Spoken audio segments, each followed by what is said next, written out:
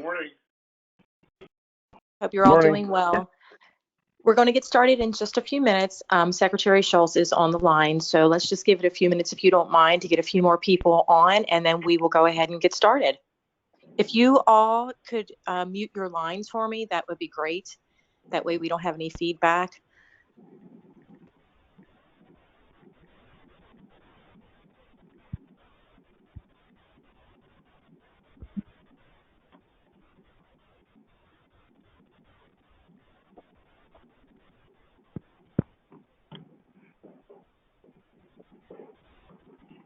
Also, we will be doing a brief Q&A at the end of Secretary Schulz's presentation. However, in the interim, during the presentation, if you have any questions you would like to ask, please feel free to email me and we will go ahead and address them at the end of the session.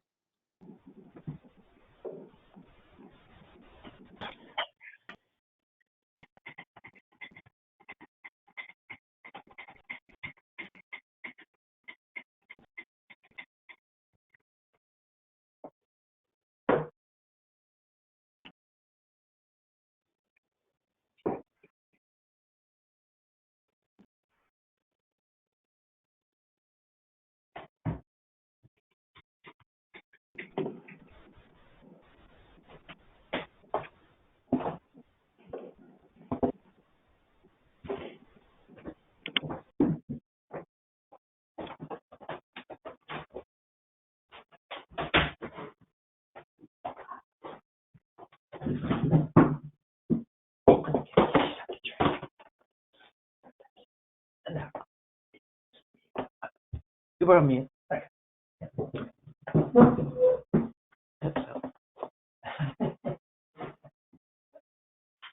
No, you're not on mute.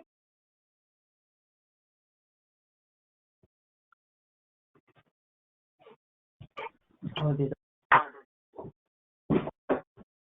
Because they can actually hear you, but they don't know where it's coming. Maybe.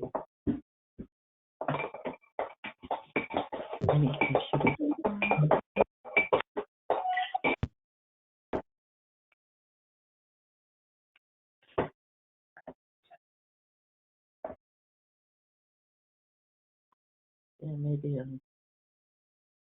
sign in, maybe Google. Okay.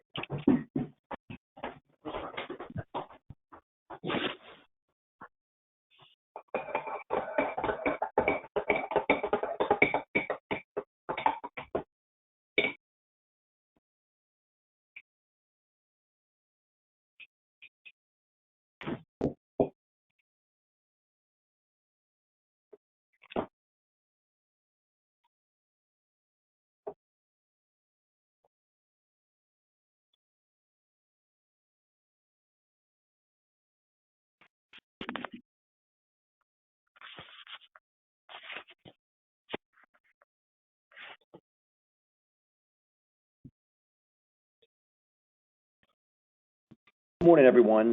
This is Chuck from MCA.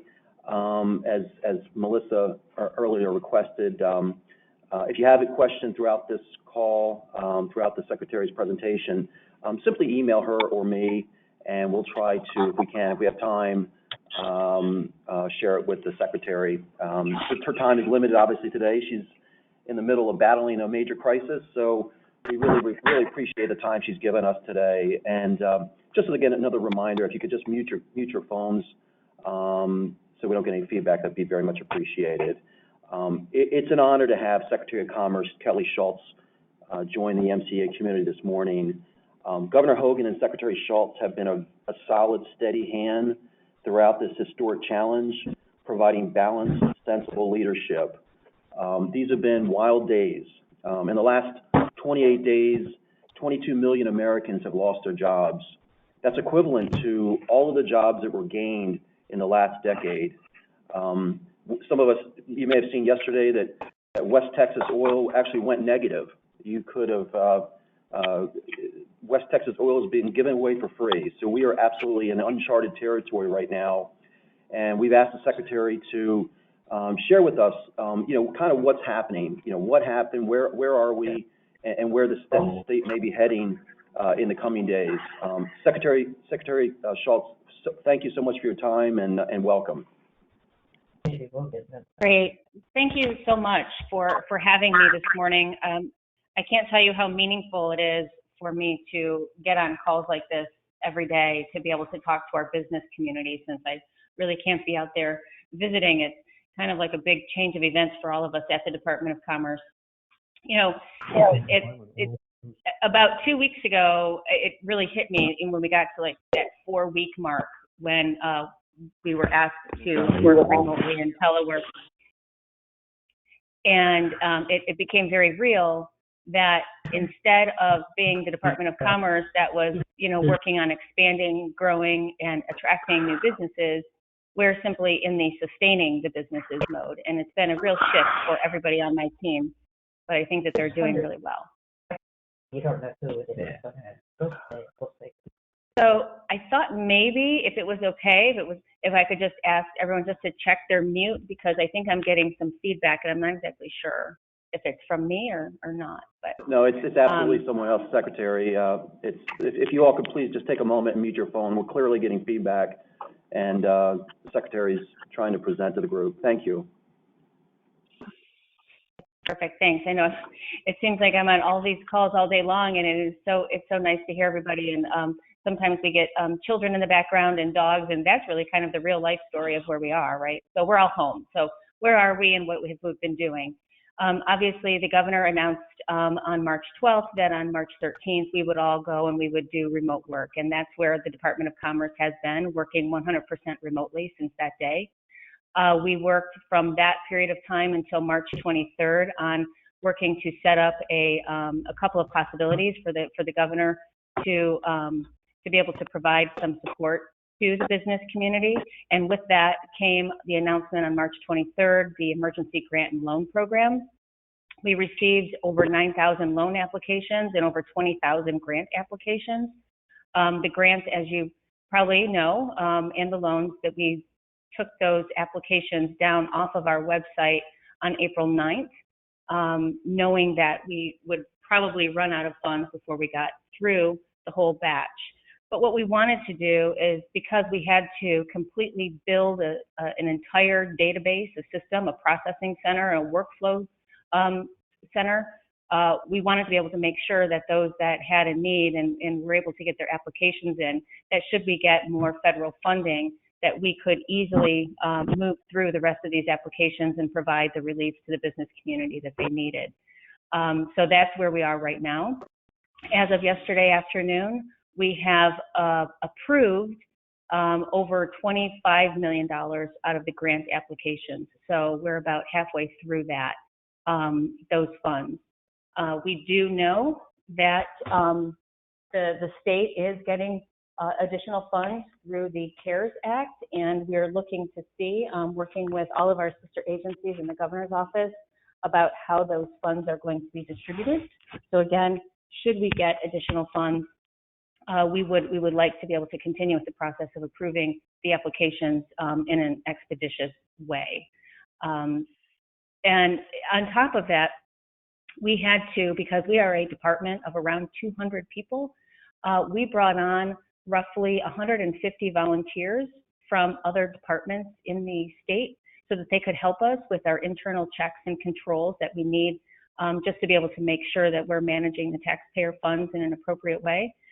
So we have almost doubled the size of the department, and I had no idea what it was going to look like to onboard 150 people in about 2 weeks, but now I know. It was a little challenging, but I'm really grateful to all of our volunteers who are also working remotely, and we're very quickly able to learn the systems and get up to speed.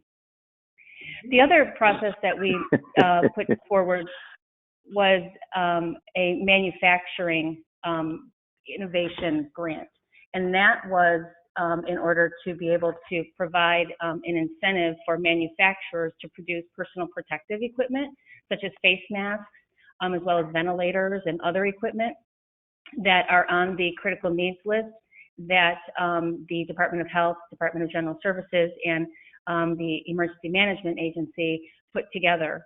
And so what that does is it provides up to $100,000 to manufacturers who can quickly work with their existing lines and maybe purchase new equipment or hire and train new employees in order to be able to produce in an expeditious way those items that we so desperately need in order to be able to satisfy the healthcare crisis for the hospitals and emergency responders at this point in time.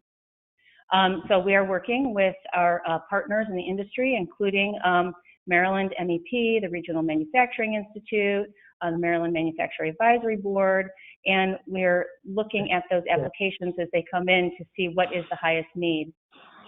I'm really excited that one of our first approved grants was to a company called Nations Photo Lab. They're usually a photography laboratory company, as their name suggests, but they were approved by the White House Task Force to produce a non-surgical face shield that can be used in conjunction with the mask. So they are retooling their production facility to produce roughly about 100,000 of those for our efforts. Other approved companies include DVF Corporation in Washington County, Awesome Ninja Labs in Baltimore City, NRL and Associates in Queen Anne's County. So right now, we have about 20, I believe it was 18 as of yesterday, who we are waiting for those companies to get their contracts signed and sent over to us. As you know, we've also heard on the news, we have many craft breweries and distilleries that are making alcohol for hand sanitizer as opposed to alcohol for consumption. And I think that has been a really nice story for those businesses who have been able to get that out into the street. So what's next?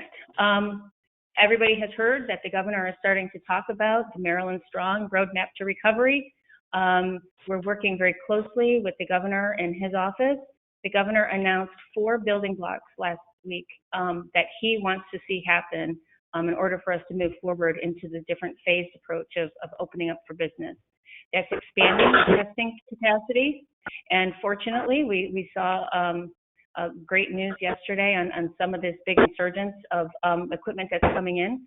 So the first is expanding testing capacity. The second is increasing hospital surge capacity. The third is ramping up supply of our PPE.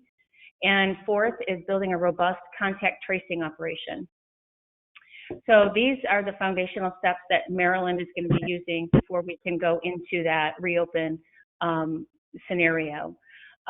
Unfortunately, I don't have a timeline or details to share with you at this point in time, but I can tell you that we at the department are working very closely with our business community in order to be able to come up with some clear recommendations. So about 3 weeks ago, we pulled together the first and hardest hit of this crisis, and that was the tourism industry and all of those individual industry groups within tourism, such as restaurants, entertainment centers, destination locations, accommodations. And we put together the Tourism Recovery Task Force, bringing them together just to be able to sit and talk about what are those immediate hurdles and barriers to reopening, and what can we do to identify solutions so that we're ready on day one in order to be able to start the economy back up and going. So we're identifying critical steps that will be needed to be taken in the tourism and businesses to get them up and running, like working with local health officials to get approval for reoccupancy if that's a need for them, rehiring the workforce, restocking goods and launching services for some of these retail companies. They're not exactly sure, when they should start investing in restocking. So we have already started meeting with those tourism groups and broken them out into subgroups. The second group that we have put together is a manufacturing industry recovery task force, and that task force has been very, very active.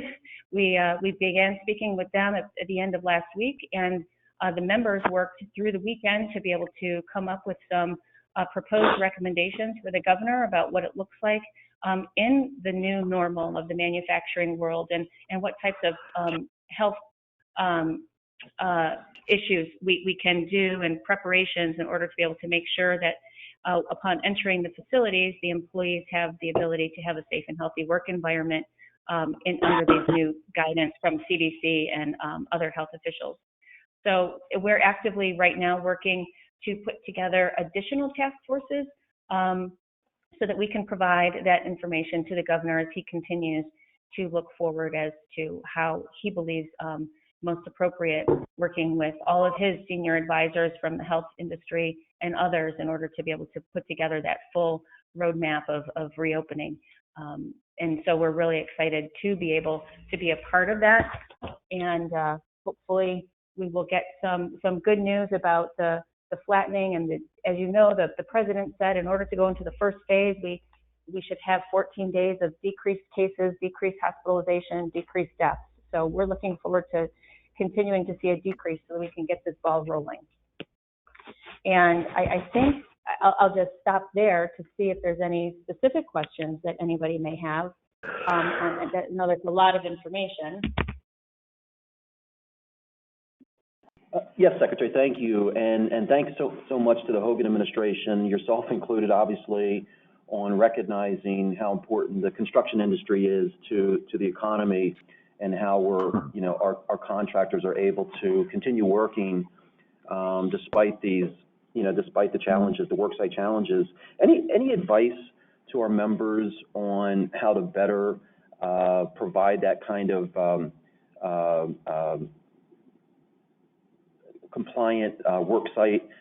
Is there any guidance that you might be able to provide us, or the Hogan administration can provide us, to better serve the work sites and ultimately the people that work on the work sites? Yeah, so interesting, and thank you for asking that, because roughly about, I would say, 3 weeks into the crisis, when everyone started, getting comfortable with what the identification was between essential and non-essential, we have a email master inbox, and it's secretary.commerce@maryland.gov. And so for about 3 weeks, it was all business owners wanting to get direction and guidance on whether or not they were essential and whether they could be open. And after that 3-week mark, we started to see a change of the types of emails that started coming in, and it was from employees who were concerned about going to work.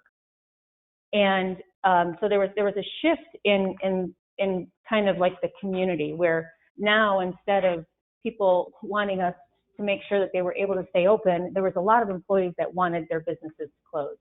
A good number of those were from the construction industry.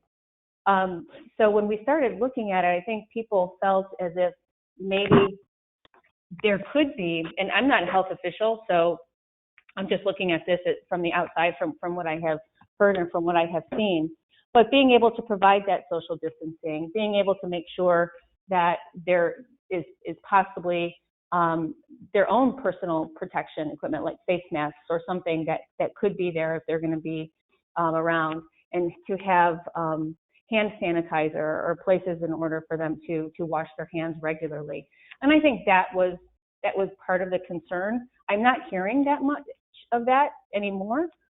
So I would just say that, as we move forward, Maryland was one of the only states that allowed residential and commercial construction to continue, and wanted to be able to make sure that your industry continued to be a driving factor in our economy, but recognizing what those employee concerns are is very important. And I've known this group long enough to know that your employees are your lifeblood, and I know you care very deeply about their health and their safety. So I think we're looking at, possibly doing, on morning stand down, doing some education about how to properly remove your your face mask, how to properly remove gloves if you have them, reminding them what, as if you would at a regular safety briefing.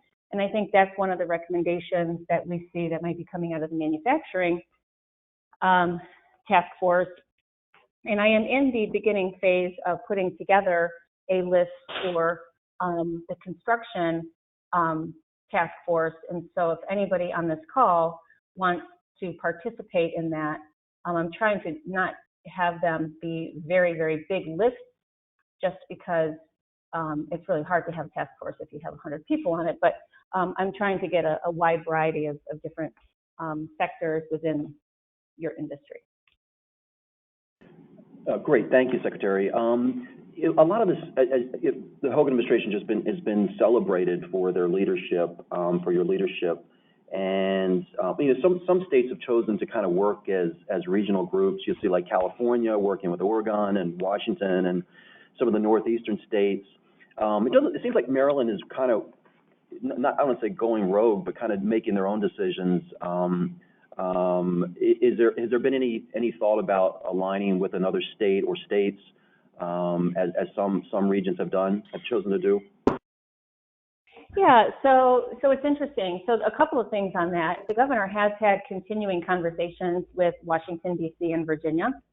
So there's a lot of communication between the DMV, right? So this region of where we are around Washington, D.C.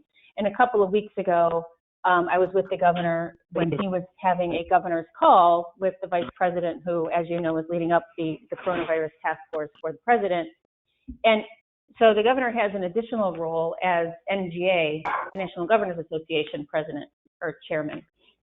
So when he's speaking, he's kind of speaking on behalf of all of the states in that official capacity. But for Maryland, he's working directly with Washington, D.C. and Virginia. But obviously all states in that point are going to kind of be doing their own thing because they're at different places in the recovery process. It looks like Virginia has flattened the curve and has had less of a crisis, so to speak, than Maryland even has.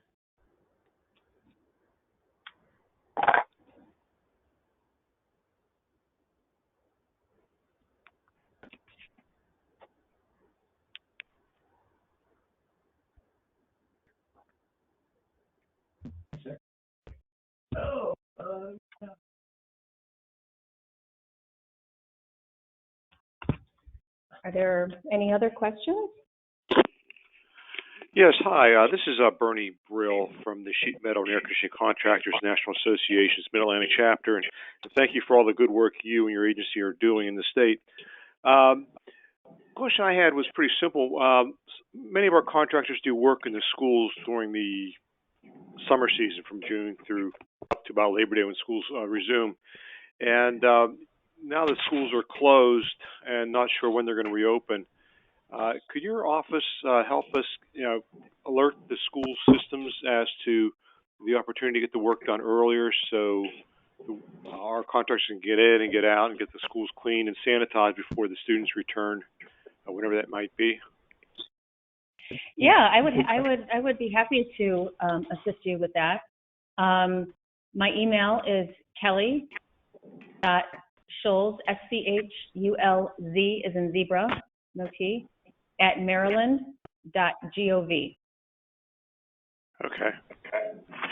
And I know I had gotten a request similar to that at the very beginning of the closing, and I think that until because in Maryland, you may have heard, they have only extended the closing of the schools until May 15th. So I think that they're going to wait until they make the decision as to whether or not they're going to close for the entire school year before they allow contractors in, because they'll have to do additional cleaning if they come back in for this year, if that makes any sense to you. Sure, it does. Thank you. I'm happy to help. Mm-hmm. Thank you. It looks like we have no other questions, Secretary Schulz. So I think we'll wrap it up now. You got an incredibly busy day today, and you're putting in. If you all don't know, the Secretary's probably putting in 20-hour days right now. Keeping her sanity is, I'm sure, a tough thing right now. But she's a real public servant, and we really appreciate all the hard work over these last several weeks, Secretary. Well, thank you very much, and I'm just going to tell you that I would not be able to do this and put these hours in if my team wasn't right there next to me, and they're probably putting in more hours than I am. So I'm really grateful. You guys have some wonderful state employees that are out there really, really dedicated and working on your behalf every day. And so I can't wait until we make the turnaround and we can talk about expansion and growth and everything that we were talking about prior to this. And we're going to get there. We're going to get there. I know we are. So you guys all have a wonderful day. Take care. Thank you. Take care. Thank you. Thank you.